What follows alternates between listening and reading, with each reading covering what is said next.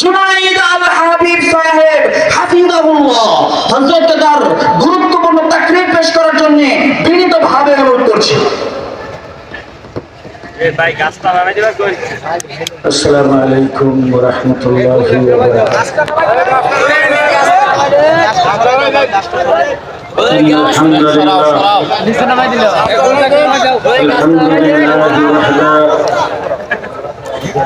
والصلاة والسلام على من لا نبي بعده.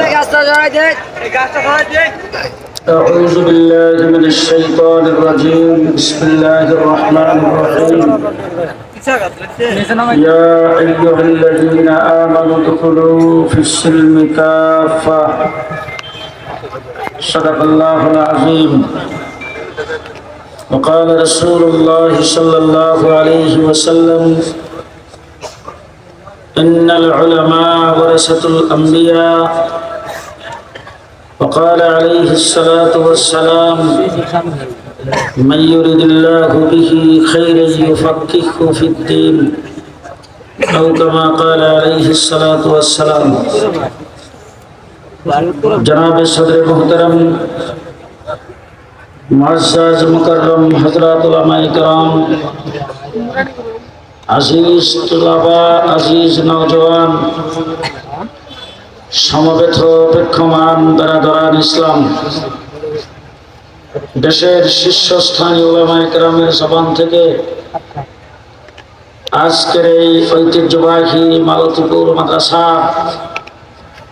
ঐতিহাসিক সালানা জলসায় কোরআন এবং হাদিসের আলোকে বর্তমান সময়ে মুসলিম জাতির যা কিছু করণীয় আপনারা বিস্তারিত শুনেছেন। আমি অত্যন্ত ক্লান্ত, পরিশ্রান্ত এবং খুব অসুস্থ, ভাঙ্গা গলা নিয়ে আপনাদের সামনে হাজির হয়েছি। তবে আমি অসুস্থতার পরেও আজকে আপনাদের এই মজলিসে আমি দাঁড়িয়েছি, আমার ভিতরে সামান্যতম কোনো আতঙ্কের ভাব নাই। আজকে এই মজলিসে, এই স্টেজে আমি মোটেও আতঙ্কিত নই, কিন্তু এই মালতীপুর মাদ্রাসার সবাই, আমি গত 17 বছর আপনাদের এখানে এসেছি। স্টেজে যখন দাঁড়াইতাম আপনাদের চেহারার দিকে তাকাইলেই দেখতাম কেমন যেন একটা আতঙ্ক। আজকে সেটাও আপনাদের ভিতরে নেই। আমি অনেক স্টেজে, এমনকি এখানেও গাড়ির থেকে নামার পরে যারা আমাকে রিসিভ করেছেন, গত 17 বছর কেউ না কেউ আমার কানে কানে আস্তে আস্তে বলার চেষ্টা করেছেন, হুজুর একটু। আজকে এই ধরনের কোনো বাক্য কোথাও শুনি নাই। গত 15টা বছর পর্যন্ত এদেশের কোন ইমামের মেহরাব নিরাপদ ছিল না, এদেশের কোন মসজিদের খতিবের মিম্বর নিরাপদ ছিল না, বাংলাদেশের কোন ওয়াজ মাহফিল, ইসলামী সম্মেলনের স্টেজ নিরাপদ ছিল না। আলেম ওলামায়ে কেরাম কোথাও কোন নির্দ্বিধায় শরীয়তের বাণী প্রচার করতে পারে নাই। স্টেজে উঠে মাইক টেন দিয়ে নিয়ে ফেলা হয়েছে, স্টেজ থেকে অনেককে গ্রেফতার করেছেন, সন্ত্রাসের রাজত্ব কায়েম করেছিলেন, ত্রাসের রাজত্ব কায়েম করেছিলেন, গোটা দেশটাকে জেলখানায় যারা পরিণত করেছিলেন তারা দাদাদের করে যায় বসেছে। 1.5 মাস রিমান্ডে ছিলাম, 1.5 মাস। 1.5 মাসের ভিতরে রাত্র দিন 24 ঘন্টা কি নির্যাতন আর কি অত্যাচার করেছেন, সেইগুলি এখন মনে হইলে সারা শরীর শিউরে ওঠে। এই নির্যাতনের সময় দৈনিক প্রত্যেকটা দিন রাত্র দিন 24 ঘন্টা যেই ভাষায় গালিগালাজ করেছেন, তার মধ্যে প্রধান ভাষা ছিল তোদের মৌলানা আতহার আলী রাজাকারের কমান্ডার, তুই আতহার আলীর গড়ের আতহার আলী রাজাকার। যত আকাবের দিনের নাম মুখস্থ আছে প্রত্যেকের নাম ধরে ধরে মৌলানা ফজলুর রহমান রহমতুল্লাহ আলাইহিকে বলেছেন রাজাকার, মুফতি আমিনীকে বলেছেন রাজাকার, হাফিজ হুজুরকে বলেছেন রাজাকার, শাইখুল হাদিস রহমতুল্লাহ আলাইহিকে বলেছেন রাজাকার, আমাদেরকে বলছে আমরা পাকিস্তানি রাজাকার বলে গালি দিয়েছ। পরিষ্কার ভাষায় বলতে চাই, একদিনের জন্য পাকিস্তান কোনোদিন যাই নাই। পাসপোর্টে পাকিস্তানের কোনো সিল নাই। আমেরিকা গিয়েছি, কানাডায় গিয়েছি, ইউরোপে গিয়েছি, পৃথিবীর বিভিন্ন দেশে গিয়েছি, পাকিস্তান যাই নাই। পাকিস্তান আমাদের মামার বাড়ি নয়, পাকিস্তান আমাদের শ্বশুর বাড়ি নয়, পাকিস্তান আমাদের আত্মীয়তার কোনো সম্পর্ক নাই। জুলুম নির্যাতন করার কারণে 1971 পাকিস্তানিদেরকে হানাদার বাহিনীকে পিটায় তক্তাবরে দেশ থেকে বিতাড়িত করেছি। আজকে পরিষ্কার ভাষায় বলতে চাই, আমাদেরকে যারা পাকিস্তানি বলে গালি দিয়েছ, তোমরা সবাই ভারতীয় রাজাকার, ভারতীয় রাজাকার।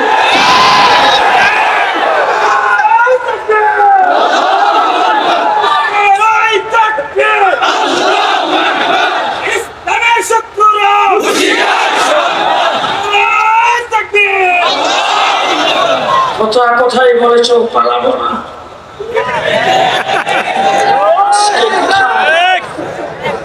আজকে কোথায় গিয়েছ?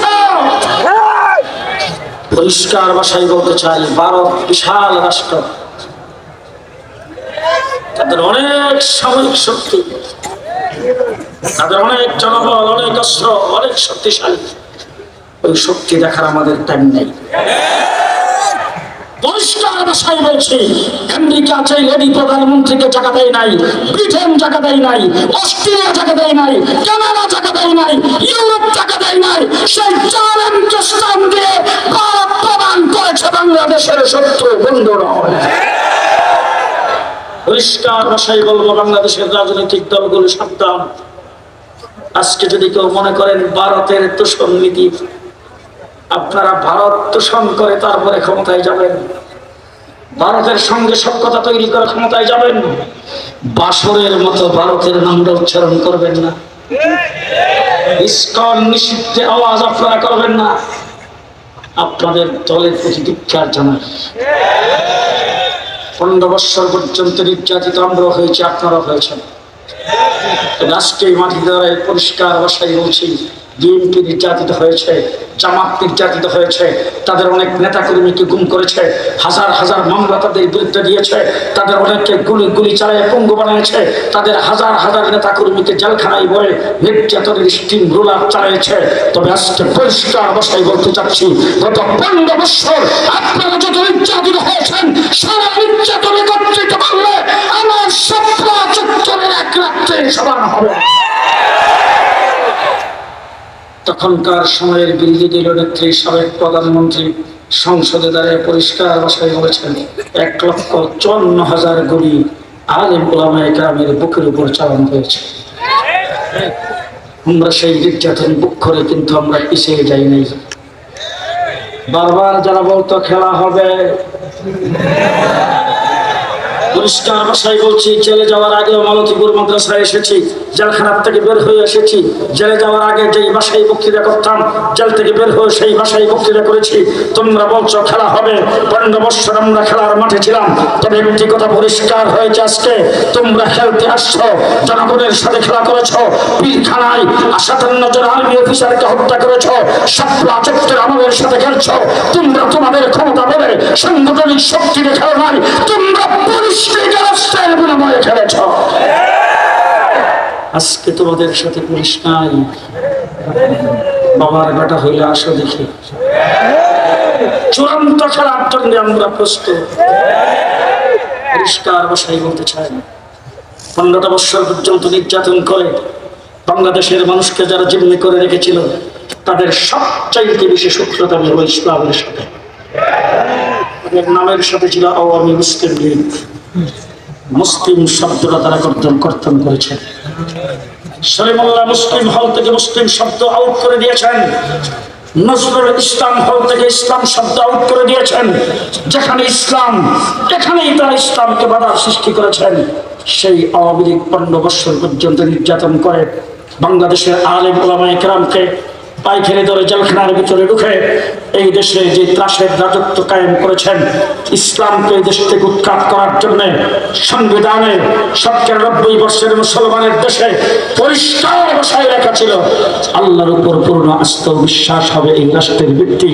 সর্বপ্রথম ক্ষমতায় এসে সংসদে বিল পাশ করে রাষ্ট্রের আল্লাহর উপর আস্থা ও বিশ্বাসকে কর্তন করে দিয়েছেন। আমার শেখ মুর্শিদ আল্লাহ মাহমুদ শফি রহমতুল্লাহ আলাইহি 2013 সালে হেফাজত ইসলামের আন্দোলন করেছেন। 13 দফার প্রথম দফা ছিল আল্লাহর উপর পূর্ণ আস্থা ও বিশ্বাসকে স্থাপন করতে হবে। আমরা মুসলমান, আমাদের বিশ্বাস, আমাদের ঈমান। আমি আপনাদের সামনে এখন কথা বলছি, আমার মুখ থেকে একের পর এক বাক্য শব্দ বের হচ্ছে, আমি একমাত্র কথা বলতে পারছি। আল্লাহ আমার জবান থেকে কথা বের করার কারণে আমার একটার পর একটা কথা যদি আল্লাহ আমার জবান থেকে বের না করতেন, তাহলে আমি মুঠাও বের করতে পারতাম না, আমার সেই শক্তি ছিল না। সুতরাং আমি কথা বলবো আল্লাহর উপর ভরসা করে। আপনারা যারা শুনছেন আল্লাহর উপর ভরসা করে শুনবেন, কারণ শ্রবণ শক্তি আপনাকে দিয়েছেন আল্লাহ, ব্রেনের মধ্যে কথাগুলি অনুধাবন করার শক্তি দিয়েছেন আল্লাহ। আল্লাহ পাক যদি আপনাকে ব্রেন না দিত, আল্লাহ যদি কান না দিত, শুনতে পারতাম না। এখানে আপনারা বসেছেন, গভীর রাত্র পর্যন্ত বসে আছেন। আল্লাহ যদি আপনাদেরকে ক্ষমতা না দিত, বসে থাকতে পারতেন না। এইখানে বসে আছেন, এখান থেকে উঠে বাড়িতে যাবেন, আল্লাহ শক্তি না দিলে বাড়িতে যাইতে পারতেন না। আমার বন্ধুগণ, গাড়িতে উঠবেন, গাড়ি যদি আল্লাহ না পৌঁছায়, গাড়ির পৌঁছার ক্ষমতা নাই, তাহলে প্রত্যেকটা কাজে কর্মে 24 ঘন্টা প্রতিটি নিঃশ্বাসে আস্থা এবং বিশ্বাস থাকতে হবে কার উপর? আসতে দেন মানুষের সঙ্গে সরব। আপনি যখন ঘুমিয়ে যাবেন তখন ভরসা থাকবে কার উপর? আশ্চর্যের বিষয়, গভীর রাত্রে চলাফেরা করি, ঢাকা শহরের উপর দিয়ে যখন আসি, মতিঝিল, হাইকোর্ট, জাতীয় ঈদগাহ, এই সমস্ত জায়গা দিয়ে আসার সময় অনেক সময় ড্রাইভারকে বলি, ড্রাইভার একটু গাড়িটা থামাও। থামাইবার পরে দেখি রাস্তার আইল্যান্ডের উপরে গরমের দিন, মানুষের গায়ে কোনো কাপড় নাই, উদাম হয়ে শুয়ে আছেন, শুয়ে ঘুমাইতেছেন। তাদের রাস্তার সাইডে দিয়ে ট্রাক যাচ্ছে, ট্রাকের চুটে আওয়াজে মাটি পর্যন্ত থরথর করে কাঁপছে, কিন্তু তার ঘুম ভাঙে না। কিন্তু ওই সময় দেখেছি তাদের চতুর্দিক থেকে কুত্তা ঘুরে, আর কুকুর তাদের কাছে যাইয়া নাক লাগিয়ে সুন্দর করে কুকুর সেখান থেকে চলে গেছে। ও আমার ভাইরা, আমি আপনাদের জিজ্ঞেস করতে চাই, মানুষটা যে এইভাবে আইল্যান্ডের উপরে ঘুমাই রইল, তার হাত পাও সব অচল, ঘুমের মধ্যে সে চলে গেছে। ঘুমের মধ্যে মানুষের হাত পাও সচল থাকে না, হাত পাও অচল, শুধু শ্বাসটা চলতেছে। কুকুর তাকে সঙ্গে চলে গেছে। এরকম যদি একটা লাশ এখানে যদি একটা মৃত মানুষ যদি করে থাকে, তাইলে কুকুর কি করবে? জি জি, আমি গাড়ির থেকে নামলাম, নাই মাতার পরে তাদের পাশে গিয়েছি, জায়গা দাঁড়িয়েছি, রাস্তার লাইট জ্বলতেছে, দেখলাম চতুর্দিকে পোকা মাকড়, বড় বড় বিষ মন্দায় তাদের চতুর্দিকে ঘুরতেছে, অনেকের শরীরের মধ্যে পোকা মাকড় বাইতেছে। কিন্তু আজ পর্যন্ত কোনোদিন ফেসবুকে কেউ লেখলো না, কোনোদিন ফেসবুকে দেখেন নাই কাহারো নাকি দিয়া, কাহারো চোখে দিয়া, কাহারো কানে দিয়া পোকা মাকড় ঢুকছে। রাস্তার আইল্যান্ডের উপর ঘুমাইছিল, তাকে ঢাকা মেডিকেলে নিয়ে গেছে, এরকম কোথাও দেখেন নাই। তাই আপনার চোখ আর মুখ আর নাক দিয়া পোকামাকড় প্রবেশ করলো না, পাহারা দিল কে? রাস্তায় কে? আল্লাহ রাব্বুল আলামিন পরিষ্কার ভাষায় বলেছেন, ও বান্দা ভালো করে শোনো, লা তাখুযুহু সিনাতু ওয়ালা নাওম। বান্দা, তোমার জন্য, তোমার স্বাস্থ্যের জন্য ঘুমের প্রয়োজন। ঘুম তোমার জন্য আরামদায়ক। আমি ঘুমের নিয়ামত তোমাকে দিয়েছি। তোমার স্বাস্থ্য ঠিক রাখার জন্য তুমি ঘুমাইবা, তোমার ব্রেন ঠিক রাখার জন্য তুমি ঘুমাইবা, তোমার কর্ম স্পৃহা বাড়বে ঘুমের কারণে, তোমার সারা শরীরের ক্লান্তি দূর হবে ঘুমের কারণে। ঘুম তোমাকে আরামের ঘুম আমি আল্লাহ পাক দিয়েছি। কিন্তু জেনে রাখো বান্দা, আমি আল্লাহ ঘুমাইও না, ঘুমের বাবা আমার আসে না। তুমি যখন ঘুমে বিভোর হয়ে থাকো, আমি আল্লাহ তোমার পাহারাদারি করি। পাহারাদারি করেন কে? তাই না? আপনি যখন এক করোড়ে ঘুমায় গেলেন, অনেক লোকজন এসে এশার নামাজ পড়ে ঘুমাইছে, ফজরের নামাজের আজান দেওয়ার পর উঠছে, অনেকে যারা নামাজ না পড়ে তার আরো দিনটি উঠে ওই সমস্ত নাফরমান পর্যন্ত যখন ঘুমায় নাক টাইনা ঘুমাইতেছে, এক করোড়ে শুয়েছিল, কিছুক্ষণ থাকার পরে সেই সাপ তার অবশ হয়ে যাচ্ছে, রক্ত চলাচল বন্ধ হয়ে যাচ্ছে। আমার আল্লাহ বলেন, বান্দারে লা তাখুযুহু সিনাতুন ওয়ালা নাওম, তুমি তো ঘুমায় গেছো, তোমার একটা সাপ অবশ হয়ে গেলে তোমার নড়াচড়া করতে কষ্ট হবে, যখন তোমার প্রয়োজন হয়েছে আমি না ঘুমাইয়া তোমার করোড় ফিরিয়ে দিয়েছি। কে দিয়েছেন? কে দিয়েছেন? তাহলে আপনি যখন ঘুমাতে যাবেন ভরসা হবে কার উপর? আস্থা হবে কার উপর? বিশ্বাস হবে কার উপর?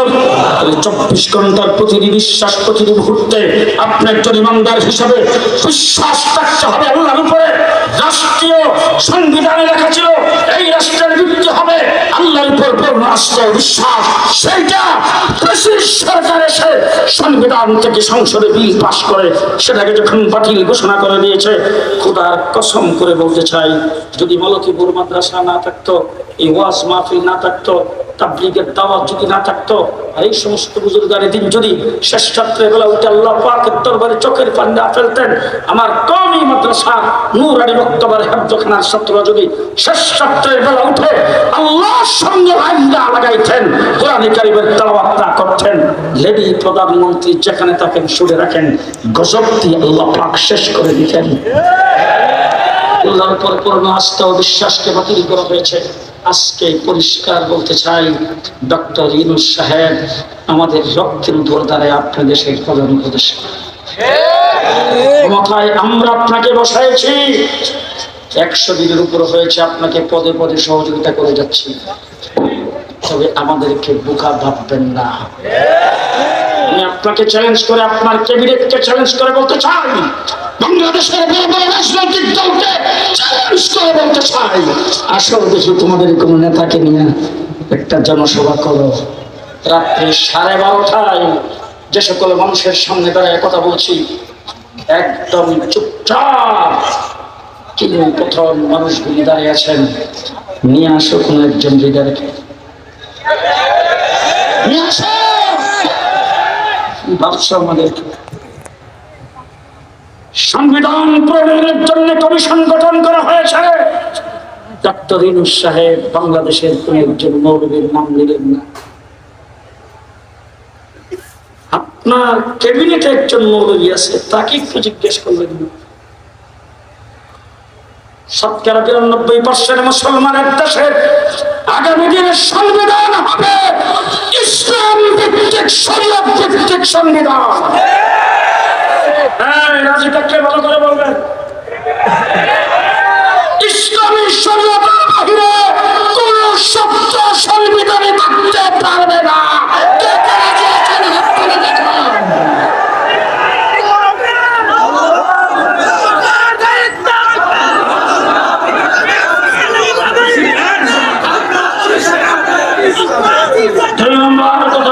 সামনে বলতে চাই, মালতীপুর মাদ্রাসা, মালতীপুর গ্রামের ছাত্র কয়জন পড়ে? মালতীপুর গ্রামের ছাত্র মালতীপুর মাদ্রাসায় কয়জন? 20 জন, 50 জন বলেন, 50 জন। আচ্ছা, মালতীপুর মাদ্রাসায় পড়ে 50 জন, এই গ্রামের ছাত্র অন্য মাদ্রাসায় পড়ে না? এই সব মিলিয়ে ধরলাম 100, সব মিলিয়ে ধরলাম 100 ছাত্র পড়ে মাদ্রাসায়।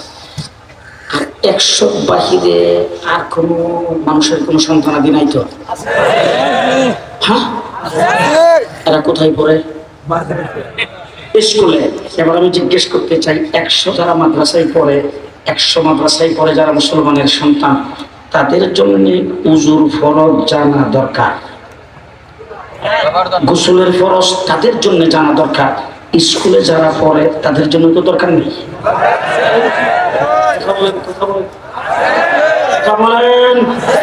শুধু সবাই যখন স্কুল মাদ্রাসায় পড়তাম, আমাদের সমবয়সী ছেলেরা স্কুলে পড়তো, শুক্রবার দিন বিকালবেলা কোনো সময় তাদের সঙ্গে বসে যখন গল্প করতাম, হঠাৎ দেখি কোন একজন মৌলী সাহেব রাস্তা দিয়ে হাইটে আসতেছে, ঠাস করে তারা উঠে দাঁড়াই গেছে রাস্তার কিনারে, আমরাও দাঁড়াইতাম। সামনে দিয়ে গেছে, সালাম করছে, উঠতে চলে গেছেন। জিজ্ঞেস করতাম কে তিনি, তারা দেখে দাঁড়াই গেলা, আমাদের স্কুলের মৌলভী মাস্টার। কি মাস্টার? মৌলভী মাস্টার। পুলিশ সর্বনাশ। লেডি প্রধানমন্ত্রী ক্ষমতায় এসে সরকারের আমলে বাংলাদেশের কোন স্কুলে একজন ধর্মীয় শিক্ষক রাখা হয় নাই। ধর্মীয় শিক্ষাকে মূলোৎপাটন করে রাম রামায়ণের কিচ্ছা, শরীফ থেকে শরীফা, দৌলত থেকে মানুষ তৈরি, নাস্তিকতাবাদ সমকামীদের শিক্ষা বাস্তবায়ন করেছেন। ধর্মীয় শিক্ষাকে পরীক্ষার থেকে বাদ দেওয়া হয়েছে। এই জাতিকে নাস্তিকার মুক্তাব বানাইবার গভীর পাইতারা শুরু হয়েছিল। আমরা আন্দোলন সংগ্রাম করেছি। শিক্ষানীতির বিরুদ্ধে মুফতি ফজলুল হক আমিনী সাহেব হরতাল করেছেন। আল্লামা আহমদ শফি হেফাজতে ইসলাম শিক্ষানীতি প্রণয়নের বিরুদ্ধে, শিক্ষানীতি প্রণয়নের বিরুদ্ধে হেফাজতে ইসলাম গঠন করে শাপলা চত্বরে 13 দফা দাবির এক দফা দাবি ছিল ইসলাম শিক্ষা বাধ্যতামূলক করতে হবে। কিন্তু আজকে তো রক্তের পরে অন্তর্বর্তীকালীন সরকার আপনারা ক্ষমতায় বসেছেন, পদে পদে আপনাদেরকে সহযোগিতা করে আসছি। যখন এই দেশের পুলিশ বাহিনী, আপনারা কি আমার কথা শুনতেছেন? এদেশের পুলিশ বাহিনী হাসিনার সাথে সাথে যখন তারা ঘরের ভিতরে চলে গেছেন, তারা আসলে পুলিশ বাহিনী ছিল না, পুলিশ লীগ। তারা যখন ঘোষণা দিয়েছে আমরা আর চাকরি করব না, ডিউটি করব না, তারা যখন ঘরের ভিতরে চলে গেছেন, যার যার বাড়িতে চলে গেছেন, আত্মগোপনে চলে গেছেন, দেশ যখন পুলিশ থেকে খালি হয়েছে, পরিষ্কার ভাষায় বলছি, আবার সেই জামি ইসলামিয়া, আবার সেই মাখজান, আবার সেই মালতীপুর মাদ্রাসার ছাত্ররা গ্রামে গঞ্জে রাস্তাঘাট বাড়িঘর পাহারাদারি করেছেন। বাংলাদেশের রাজপথে যখন কোথাও কোনো ট্রাফিক নাই, ট্রাফিকের দায়িত্ব স্কুল কলেজ এবং মাদ্রাসার ছাত্ররা পালন করে দেশের পরিস্থিতি টিকায় রেখেছে। সর্বপ্রথম যখন ক্ষমতায় আসছেন, আসার পরেই তখন শেখ হাসিনা মোদির কোলে বসে সেখান থেকে যে প্রাণ কাটটা খেলেছিল, সেটা হলো সংখ্যালঘুদের উপর নির্যাতন হচ্ছে। ময়মনসিংহে বিশাল মিছিল, হিন্দুদের, ঢাকাতে শহীদ মিনারে তাদের সমাবেশ, ব্রাহ্মণবাড়িয়াতে মিছিল, আমাদের কওমি মাদ্রাসার ছাত্ররা গোটা বাংলাদেশের মন্দির এবং হিন্দুদের স্থাপনাগুলি পাহারা দিয়েছেন। বাংলাদেশে তাদের ষড়যন্ত্রকে নস্যাৎ করে দিয়েছেন। বিচারপতিদেরকে দিয়ে একটু করতে চেয়েছে, আমরা হাইকোর্ট ঘেরাও করে তাদের ষড়যন্ত্রকে নস্যাৎ করে দিয়েছি। আনসারদেরকে দিয়া সচিবালয় ঘেরাও করে আপনাদের 12টা বাজাইতে চেয়েছে, আমরা আনসারদেরকে সেখান থেকে ভাগায় দিয়া সচিবালয়ের সচিবদেরকে রক্ষা করেছি। পানি ছেড়ে আমার ফেনী, নোয়াখালী, কুমিল্লা, চট্টগ্রামের অঞ্চলকে ভাষায় 74-এর মতো দুর্ভিক্ষ সৃষ্টি করে আপনার অন্তর্বর্তীকালীন সরকারের 12টা বাজাইতে চেয়েছে। আর কেউ যাক আর না যাক, আমার বাংলাদেশের কওমি মাদ্রাসা, মুহতামিম, আইম্মাই মাসাজিদ, যা কিছু আছে তাই নিয়ে পানিবন্দী মানুষের পাশে দাঁড়িয়েছেন।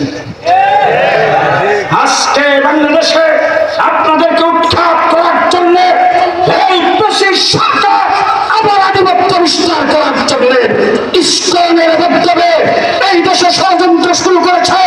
পরিষ্কার বলে দিলাম, মোকাবেলা রাজপথে হবে।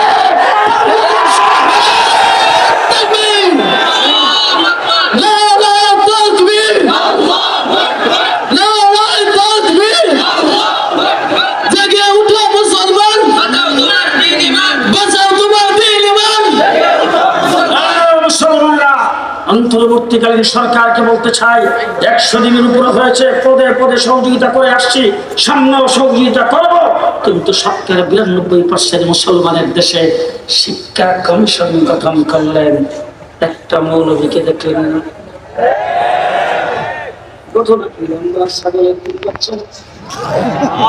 ছাগলের 3 নম্বর বাচ্চা হইয়া থাকতে রাজি নয়। আমরা দাবি জানাইছি অন্তত কমপক্ষে 2 জন আলেমকে শিক্ষা কমিশনে অন্তর্ভুক্ত করতে হবে। নার্সারি থেকে 1 ক্লাস থেকে শুরু করে ইউনিভার্সিটি লেভেল পর্যন্ত শিক্ষার সর্বস্তরে ইসলামী শিক্ষা বাধ্যতামূলক করতে হবে। কে কে রাজি আছেন?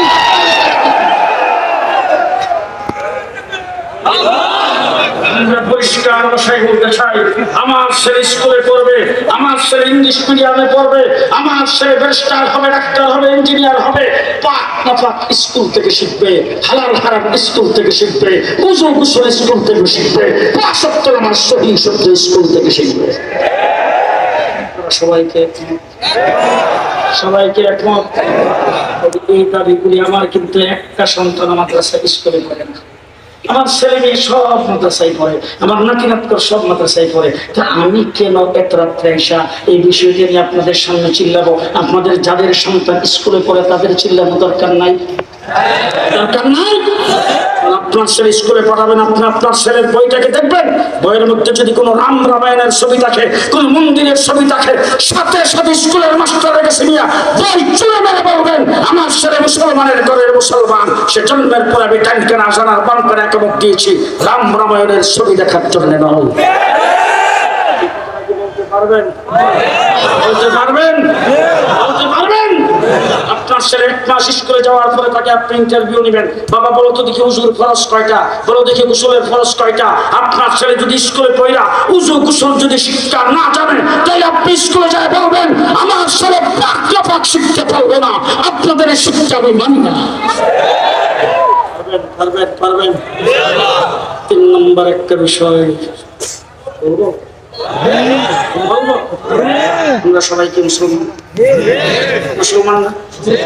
ইমান শিকার উপর। 2 নম্বর নবীর উপর। নবীর উপর কার উপর? কার উপর? নবীর উপর। নবীর উপর ইমান আনছি। আমাদের নবী কত নম্বর নবী? আস্তে আস্তে। আমাদের নবীর পরে এই বাংলাদেশের নবী আইব কয়জন আর পাকিস্তানে কয়জন? হ্যাঁ, মুহাম্মদুর রাসূলুল্লাহ সাল্লাল্লাহু আলাইহি ওয়াসাল্লাম সর্বশেষ নবী। তারপরে কিয়ামত পর্যন্ত কোনো নবী আসবে না। যদি কোনো ব্যক্তি মনে করে আসবে কাফের, আর যদি কোনো ব্যক্তি নবীর দাবি করে কাফের, তার যদি কেউ সমর্থন করে, আর ওই গোষ্ঠীটারে যদি কেউ কাফের মনে না করে, জোরে জোরে জোরে জোরে কাফের। 2 নম্বর আমাদের বিশ্বাস, আমরা যখন ঈমান আনছি আমানতু বিল্লাহি ওয়া মালাইকাতিহি ওয়া কুতুবিহি ওয়া রুসুলিহি ওয়া রুসুলিহি ওয়া রুসুলিহি, আদম থেকে শুরু করে আমাদের নবী পর্যন্ত 1,24,000 পয়গম্বর আল্লাহ পৃথিবীতে প্রেরণ করেছেন। আমাদের প্রত্যেক পয়গম্বরের উপর ঈমান আনতে হবে কি না? ঈমান যখন নবীর উপর আনছি তখন একটা বিশ্বাস স্থাপন করতে হবে, পৃথিবীতে আল্লাহ যত নবী প্রেরণ করেছেন সমস্ত নবী বেগুনাহ মাসুম। সমস্ত নবী বেগুনাহ মাসুম, কোন গুনাহগারকে আল্লাহ নবুয়ত দেয় নাই। গুনাহগার নবী হইতে পারে না। বলেন বলেন, গুনাহগার নবী হইতে পারে না। নবী গুনাহ করতে, নবীর দ্বারা গুনাহ হয়, গুনাহ হয় না। আপনি আমার ঘরে মাসুম আসেন না? শুধু বাচ্চাকে কি বলেন? আর আসতে কি বলেন? মাসুম। এখন বাচ্চা গ্লাসের পানিও ফেলাইছে, গ্লাসটাও ভাঙছে, সাথে সাথে জোরে চড়ে তারপরে তাড়াতাড়ি ফেলাই দেন, হেরে যায় তুলে নেন, হেরে যায় চুমু খান, কথা কয় দিই, ঠিক না? ঠিক।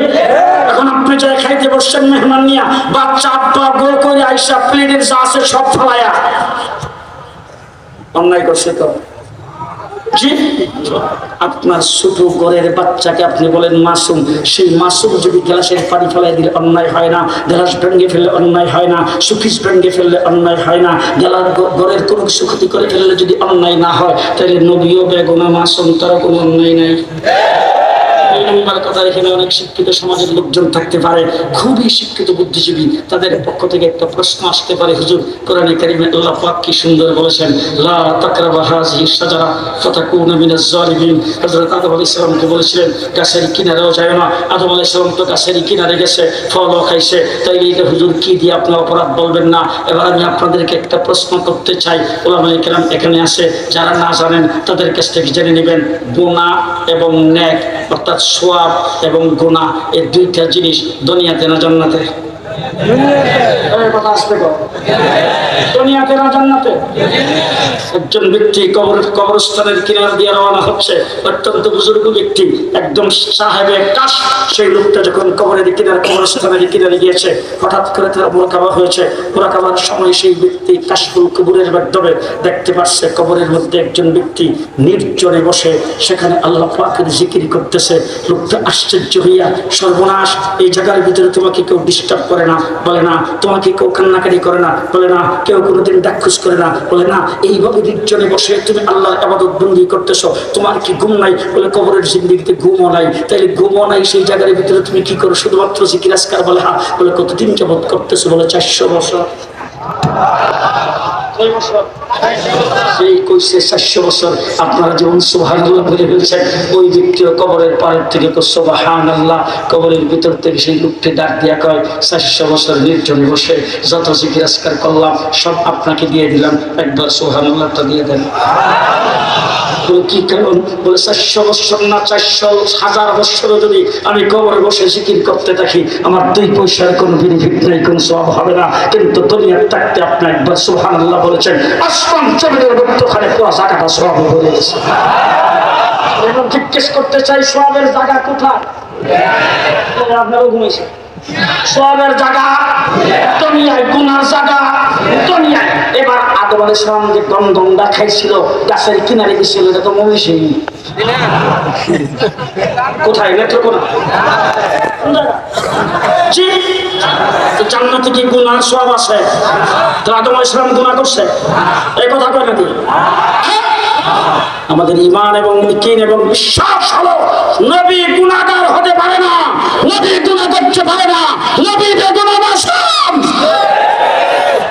আজকে কোথা পৃথিবীর বিভিন্ন জায়গায় করি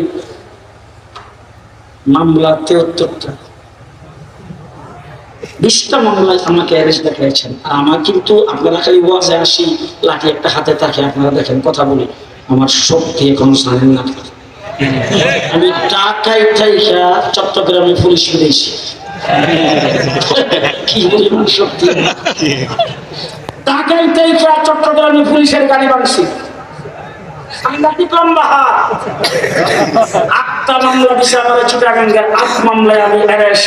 চিটাগাং কোর্টে মাসে 8 দিন হাজিরা দিতাম।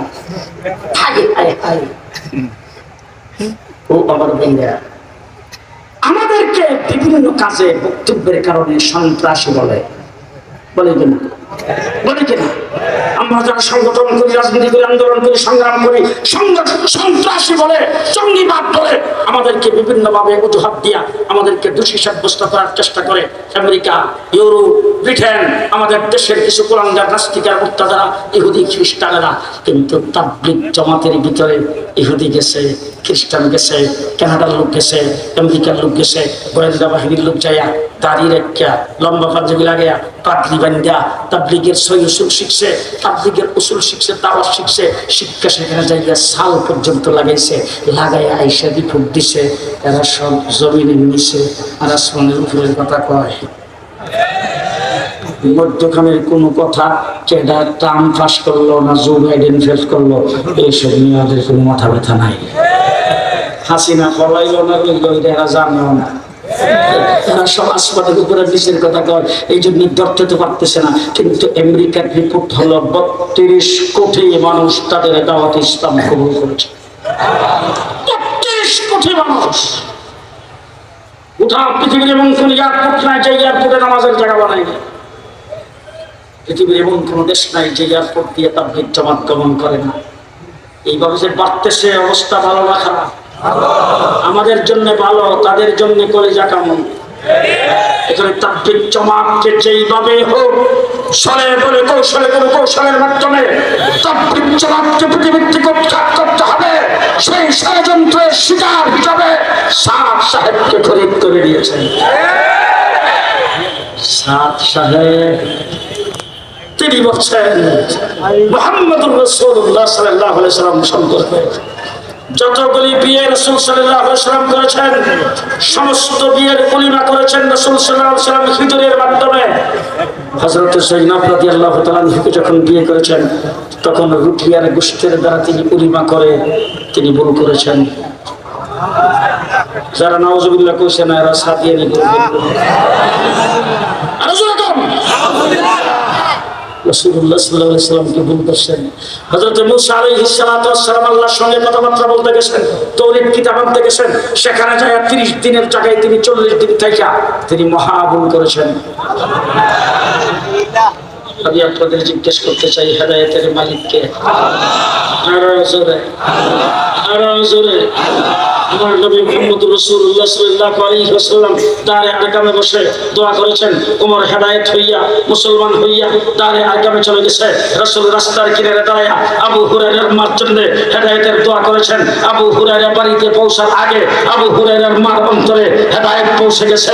রাসূল সাল্লাল্লাহু আলাইহি ওয়াসাল্লামের দরবারে মুসলমান বানায়া সালমানকে আল্লাহ পাক পারস্য থেকে প্রেরণ করে দিয়েছেন, হাবশা থেকে বেলালকে আল্লাহ পাক পাঠিয়ে দিয়েছেন, ইয়ামান থেকে হযরত আবু হুরায়রাকে পাঠিয়ে দিয়েছেন। কিন্তু আমার নবীর চাচা যিনি রাসূলকে লালন পালন করেছেন, রাসূল সাল্লাল্লাহু আলাইহি ওয়াসাল্লাম সারা শরীরে যার হাত, যার মাথায় হাত দিয়ে আদর করেছেন, যার আঙ্গুলে ধরে ধরে হাঁটিয়েছেন, নাস্তা খাওয়াইছেন, গোসল করেছেন, সেই চাচা আবু তালেবের শেষ পর্যন্ত মৃত্যুর আগে রাসূল যে বলছেন, চাচা কেউ শুনতে হবে না, সম্মান ইজ্জত কিছুই নষ্ট হবে না। আবার কানে কানে মুখটা লাগে আপনি শুধু বলবেন লা ইলাহা ইল্লাল্লাহ। আমি হাসরের ময়দানে যাই আল্লাহর দরবারে আপনার ইসলাম গঠন মানে ইসলাম কবুলের ব্যাপারে সাক্ষী দেব, আপনার জন্য সুপারিশ করব।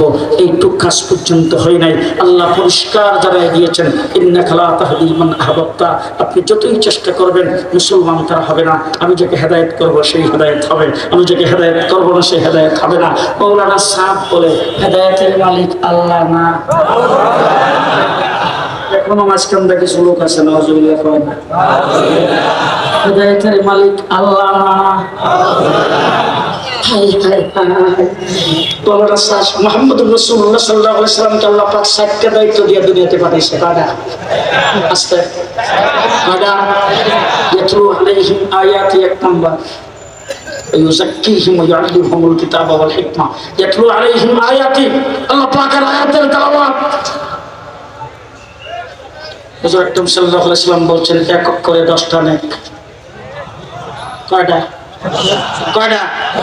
আমি জানি না। আমার মাদ্রাসায় প্রায় সময় আসে, মালতীপুর মাদ্রাসায় আসে কিনা, কেউ মারা গেছে, বাপ মারা গেছে, মা মারা গেছে, এসে মাদ্রাসায় হুজুর আমার আব্বা মারা গেছে, আমার আম্মা মারা গেছে, ইসালে সওয়াবের লাগে হুজুর 10,000 টাকা ধরেন, 5,000 টাকা ধরেন, মাদ্রাসা ছাত্রদের দিয়া 2 খতম কোরআন শরীফ পড়ায়া তারপর হুজুর ইসালে সওয়াব করে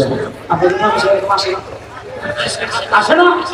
আমার মাদ্রাসায় যখন আসে তখন আমি হেফজখানার হাবিব সাহেবের ডাক দিই, হেফজখানার হাবিব সাহেবের ডাক দিয়ে হাবিব সাহেব আপনার ছাত্র কয়জন শোনাইতেছে, কয়জনের কয় পারা, 2 পারা কোরআন শরীফ পড়তে হয়। আমি সে বলে ঠিক আছে।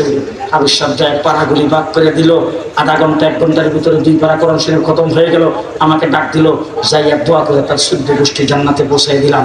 এখন এই মাদ্রাসার ছাত্ররা, হেফজখানার ছাত্ররা যে কোরআন শরীফ খতম পড়লো, এদের ফেদের ভিতরে যদি বোম মারা হয় বিসমিল্লাহর অর্থ বেরিয়ে হতো।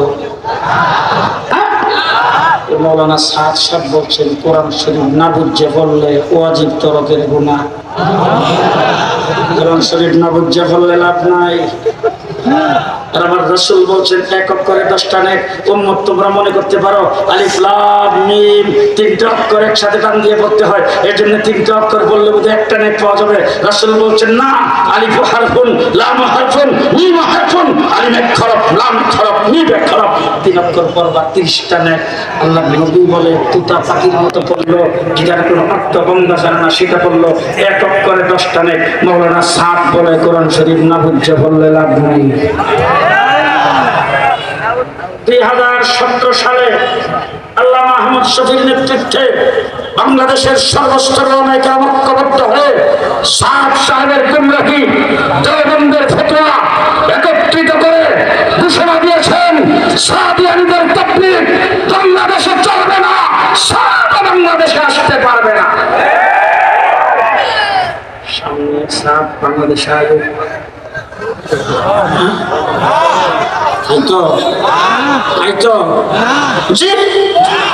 সাদ সাহেব বাংলাদেশে আসতে পারবে না।